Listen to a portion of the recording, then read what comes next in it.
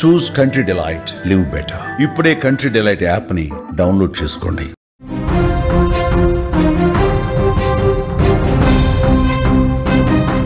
Breaking news చూస్తున్నాం. Bus ప్రమాదానికి సంబంధించి కొన్ని సంచలనమైనటువంటి విషయాలు బయటకు వస్తా ఉన్నాయి. శివశంకర్ ఎవరైతే ఆ బైక్ డ్రైవర్ ఉన్నాడో శివశంకర్, అతను విన్యాసాలే ఈ ప్రమాదానికి కారణంగా సమాచారం ప్రస్తుతం వస్తుంది. ఈ ఘటనకు ముందు ఒక పెట్రోల్ బంకులో ఆ బైకర్ కనిపించాడు. మరొక వ్యక్తితో బైకర్ శివ కనిపించిన పరిస్థితి. ఈ బస్సు ప్రమాదానికి కారణమైనటువంటి ఆ బైక్ వ్యక్తి నడిపినటువంటి వ్యక్తి ఎవరైతే ఉన్నారో ఆ వ్యక్తి సీసీ ఫుటేజ్లో అతనికి సంబంధించిన దృశ్యాలు కొన్ని బయటకు వచ్చాయి. సరిగ్గా ఈ ప్రమాదం జరగటానికి ఒక అరగంట ముందు ఓ పెట్రోల్ బంకులో అతడు కొన్ని విన్యాసాలు చేశాడు. దానికి సంబంధించినటువంటి దృశ్యాలు మీరు స్క్రీన్ మీద చూస్తున్నారు. మద్యం మత్తులో బైక్తో విన్యాసాలు చేశాడు. చూడండి, పెట్రోల్ బంక్ దగ్గర ఆ బైక్ని సింగిల్ హ్యాండ్తో స్టాండ్ వేసి ఉన్నటువంటి బైక్ని చుట్టూరా రౌండ్గా ఏ విధంగా తిప్పాడో ఒక్కసారి మీరు స్క్రీన్ మీద చూస్తూ ఉన్నారు.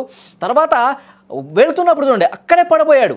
అక్కడ బైక్ని వేగంగా ర్యాష్గా డ్రైవ్ చేస్తూ అక్కడ అప్ నుంచి డౌన్కి ఇట్లా వెళ్ళే టైప్ సమయంలోనే ఒక్కసారి స్కిడ్ అని చూడండి, అక్కడే పడేవాడు. అంటే ఇక్కడ ఇది సీసీ ఫుటేజ్ను పరిశీలించేటటువంటి పోలీసులు అధికారులు అతను మద్యం మత్తులో ఉన్నాడని చెప్పి కూడా అనుమానం వ్యక్తం చేస్తూ ఉన్నారు. ఇక పూర్తి ఆధారాల కోసం అన్వేషిస్తూ ఉన్నారు. సరిగ్గా ఈ బస్సు ప్రమాదం జరగటానికి ఒక అరగంట ముందు, ఎందుకంటే బస్సు ప్రమాదం సరిగ్గా 2 గంటల 45 నిమిషాల నుంచి 3 గంటల సమయంలో జరిగింది.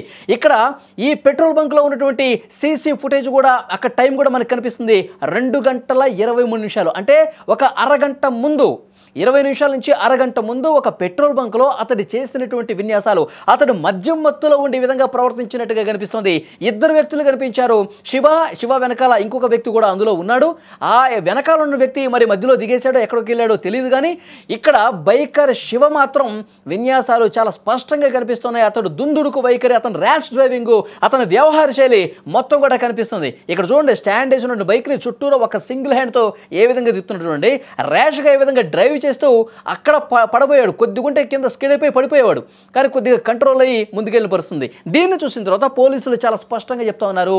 అతనికి సంబంధించిన ఇన్ఫర్మేషన్ తీసుకుంటా ఉన్నారు. పోలీసులు తీసుకున్నటువంటి సమాచారం ప్రకారం రాత్రి 7 గంటలకే అతను ఇంటి నుంచి బయటకు వెళ్ళాడు.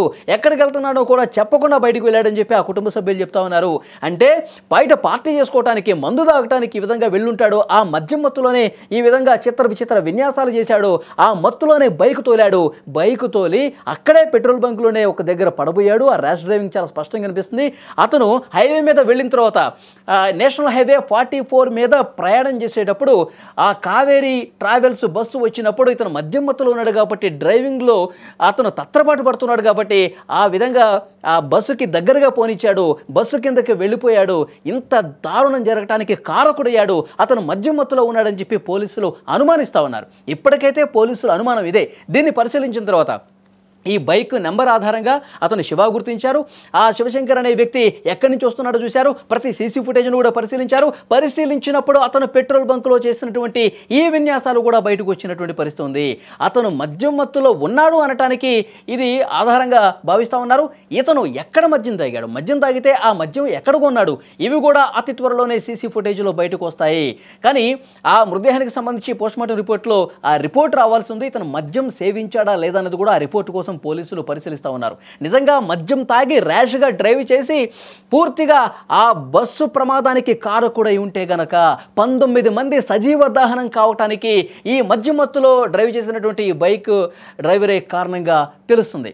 ఎంత దుర్మార్గం చూడండి, ఎంత దారుణం చూడండి. నిజంగా ఇతను మద్యం మత్తులో ఉంటే కనుక పోలీసులు ఒక అనుమానం మాత్రం వ్యక్తం చేస్తున్నారు. ఎందుకంటే అతని పరిస్థితి చూసిన తర్వాత, అతను అక్కడ బిహేవియర్ చూసిన తర్వాత, అక్కడ ర్యాష్గా డ్రైవ్ చేయడం చూసిన తర్వాత ఇతను దాదాపు మద్యం తాగుంటాడని చెప్పి అనుమానిస్తున్నారు. ఎందుకంటే ఆధారాలు కావాలిగా, పోలీసులకి ఆధారాలు పరిశీలించాలిగా.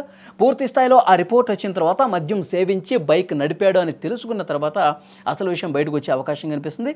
అన్ని సీసీ కెమెరాలు ఫుటేజ్లు కూడా పోలీసులు బయటకు తీస్తూ ఉన్నారు. ఇక్కడ టైం కూడా రికార్డ్ అవుతుంది. సరిగ్గా 2 గంటల 24 నిమిషాలు, అంటే ప్రమాదం జరగటానికి ఒక 1/2 గంట 20 నిమిషాల ముందు ఇతను అక్కడ కనిపించాడు పెట్రోల్ బంక్లో. అయితే 19 మంది సజీవ దహనం అయ్యారండి. 19 కుటుంబాలు పూర్తిగా ఛిద్రమైపోయినటువంటి పరిస్థితి ఉంది. ఎన్నో ఆశలతో, ఎన్నో కలలతో తమ జీవితాన్ని అందంగా చూసుకుంటున్నటువంటి ఆ కుటుంబాలన్నీ కూడా సజీవ దహనమైపోయాయి. కనీసం బయటపడటానికి అవకాశం లేకుండా పూర్తిగా మంటల్లో చిక్కుకొని కాలిపోయినటువంటి పరిస్థితి ఉంది. ఇప్పుడు దేశవ్యాప్తంగా ఈ ప్రమాదం గురించే పెద్ద ఎత్తున చర్చ జరుగుతుంది. ప్రైవేట్ ట్రావెల్స్ యాజమాన్యాల అక్రమాలు అవి కనిపిస్తూ ఉన్నాయి. వాళ్ళ నిబంధనలకు పాతరేసి కనీసం నిబంధనలు పాటించకపోవడం ఒకటి కనిపిస్తోంది. సరైనటువంటి సేఫ్టీ మెజర్స్ పాటించకపోవడం ఒకటి కనిపిస్తుంది. ఈ విధంగా ర్యాష్ డ్రైవింగ్లు చేసి మద్యం మత్తులో తాగేసి ప్రమాదాలకు గురి చేయడం ఇది ఒకటి కనిపిస్తోంది. సో వీటి మీద చాలా కఠినంగా వ్యవహరించాల్సినటువంటి అవసరం ఉంది. ఈ ప్రమాదాలు భవిష్యత్తులో జరగకుండా ఉండటానికి ఏవైతే చర్యలు అవసరమో అవి తీసుకోవాల్సిన అవసరం ఉందని చెప్పి చాలా స్పష్టంగా అధికారులు భావిస్తూ ఉన్నారు, ప్రభుత్వాలు భావిస్తున్నటువంటి పరిస్థితి ఉంది. కానీ ఈ వీడియో చూసిన ప్రతి ఒక్కరు కూడా ఇదే అనుమానం కలుగుతుంది, అతను తాగున్నాడు, లేదంటే అతను నార్మల్గా ఉంటే ఆ బైక్ని నార్మల్గానే తిప్పేవాడు, నార్మల్గానే కూర్చునేవాడు, నార్మల్గానే డ్రైవ్ చేసేవాడు. కానీ సింగిల్ హ్యాండ్తో ఒక హీరోయిజం చూపిస్తున్నాడంటే అతను మత్తులో ఉన్నాడు అన్నది కూడా పోలీసుల అనుమానం బలపడటానికి ఒక కారణం.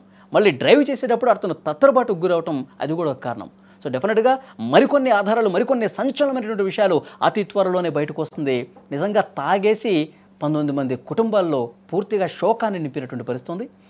పూర్తి స్థాయిలో ఇన్వెస్టిగేషన్ జరుగుతుంది. ఆంధ్రప్రదేశ్ ప్రభుత్వం 16 బృందాలు ఏర్పాటు చేసింది. 4 బృందాలు కేవలం ఇన్వెస్టిగేషన్ కోసమే చేస్తున్నటువంటి సిచ్యువేషన్ ఉంది. సో వాస్తవాలు అతి త్వరలోనే ఇంకా బయటకు వస్తాయి.